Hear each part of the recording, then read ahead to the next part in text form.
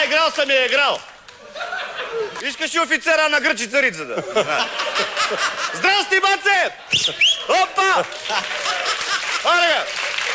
Я съм Гацо Бацов, център нападател на Бацова мала. Жик-так, как? Бивша легенда, баце. Извинявай, виждате ли сега какво сравнение между вашия спорт и между този спорт? Аз не знам сега футбол той играе шах. Не знам този господин дали има толкова мускули по главата, както по краката. Ма нямам толкова смарлаци, моите са объсна. Гледам, че в краката сте като Янко Русев. А вие сте като Кинг Конг. Темето ви е като полет над нощта. А искаш ли ми прилитнеш през шахматната дъска? Не се занимавам с спортностни жени фигурки. Вие сте просто една дребна пешка. Вие сте една дребна пешка и не мога да ви издържам глупостите. И ще те ритна в кокълчето. Искаш да те гръмна с моя топ.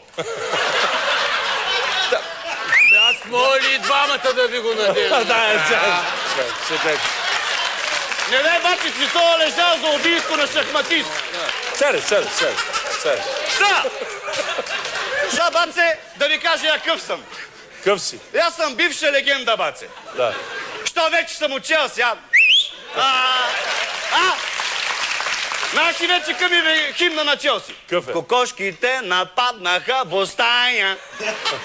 И зедоа на зеето кочая. И за Морио нищо не остая. Тарата. Слушайте са. Значи отворя трансферния прозорец. Кое? Аз си влезнах през вратата, ба. Кое отворя? Трансферния прозорец отворя и аз си влезнах през вратата. Значи лизнах се като парцал в ламбено жиже. И накрая заключиш. Жик-так. Защото я, баце, я мой да съм сиромах да го еба, ама и аз имам достоинство.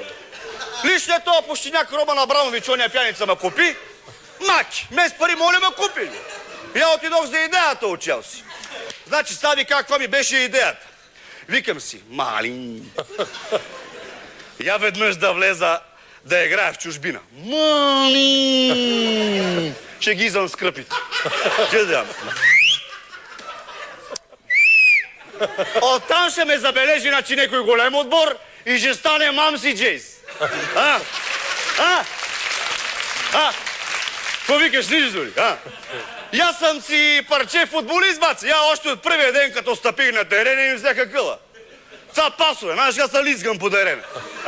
Това финтове, това голове. Те такова нещо не бе виждали, бе. Викам, пичове, пяници.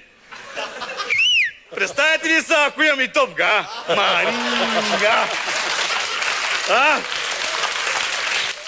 Значи, баце, вчера целият отбор бееме на преглед. На всички им открия допинг, само на мене ми открия трипер. Жик-так,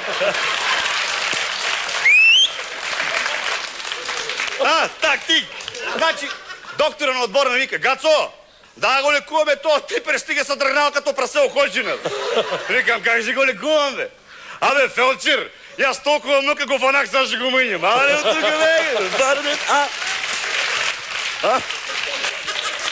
Абе, що така играя, стено, че карам ски, бе? Значи, ония робинзоновци, баци, островитяните, не му играят футбол, бе. Това са пустиняци. Тие къде, в Англия ли? Мика. Що им викаш робинзоновци? Що са на остров? И това са самодейка. Да. Са там нема груба игра. Нема ритане с прекръщване така отдолу. Никой не псува съдията и я не мога така, баци. Мене се учи да игра в футбол. Първо ме научи да ритам играчите в кокалчето, като го вупна един път, да му тръгнат слъзи из очите. И после ритам топката. Мани, знаеш как ритам топката ми? Бие ги силно и ниско на тревата. Направо кося.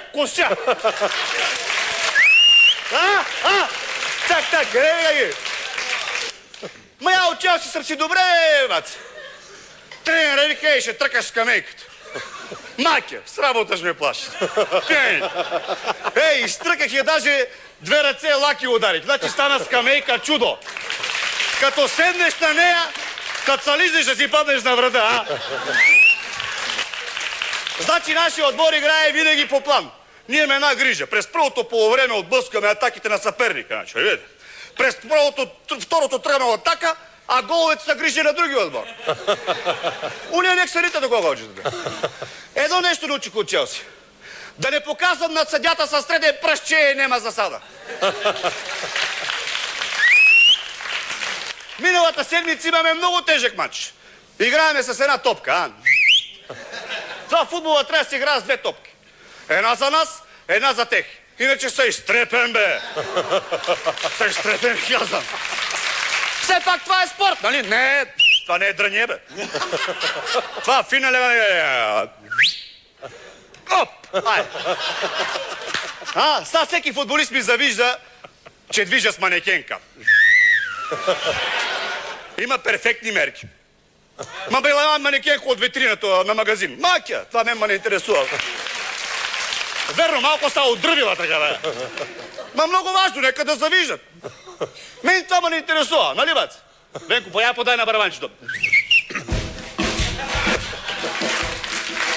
Това футболист без манекенка е като коза без синджир. Това е изтравана работа. Всички ме питат, това ми е заплатата. Каква ти е заплатата? Каква ти е заплатата? На вчера си карам Поршето, сега. Си попушвам и видях с едно футболист, че се видях колега и той пита, каква ти е заплатата? Каква ти е заплатата? Вика, малка, баце, 150 лева. Как 150 лева, бе? Я си виж, караш Порше. Какво е това? Я като беко казармата ми плаща 10 лева и карах танк. Кокошките нападнаха в стая и взе до назеето кочаня.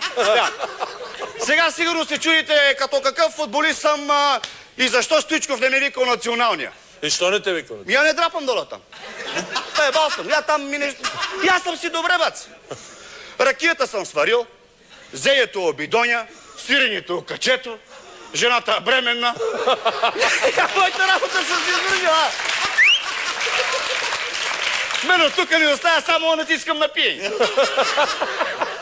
Мене ми е кеф да ме викнат в некой чалга клуб. И там да видиш какво прави всичкото Версаче по масите, баце. Мани, като взема луня. Като излезнат уния сгодни жените и взема да извадат неко остава, бе. Освен това, знаете ли Стоичков как вика в националния? Ей, така вика. Да ви кажа, я през живота си не съм изтървал нито един гол. Нито един гол. Те затова са отборниците ми, не искате да се къпат повече с мен. Нямам пропуск. И освен това, аз съм любимец на публиката. Бе. Значи, я като излеза на игрището и всичкото от Челси е на крака. Преди не беше така, вика само съдията, ама откакто го направих такъв, много ме заобича. Айде!